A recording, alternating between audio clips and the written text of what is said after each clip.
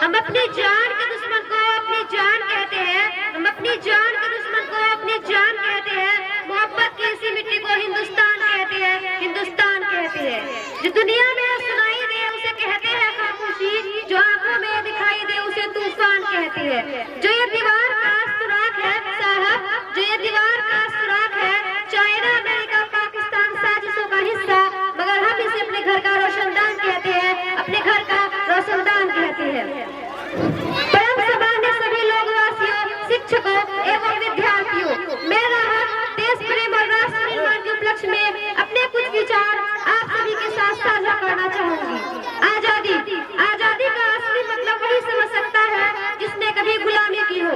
हम सौभाग्यशाली है कि हमने स्वतंत्र भारत में जन्म लिया। यूं तो आजादी की लहर 1857 में ही चल चुकी थी, जो वर्ष साल 1947 में हमारे देश को आजाद कराई। कि जब हम फिरंगियों के फेरे में फंस गए थे तो रंग दे बसंती चोला की एक आवाज में टोले के टोले उमड़ आते थे और उनके वंदे मातरम के नारों से खून में आने वाला 5-5 डिग्री का तूफान अंग्रेजों शासकों के जड़ों में तूफान ला देता था। लोग मर जाते थे, मिट जाते थे, फांसी चढ़ जाते थे, तो वो भी अपनी देशभक्ति साबित कर रहे होते थे, क्योंकि ये उस वक्त उस दौर की देशभक्ति की कसौटी थी।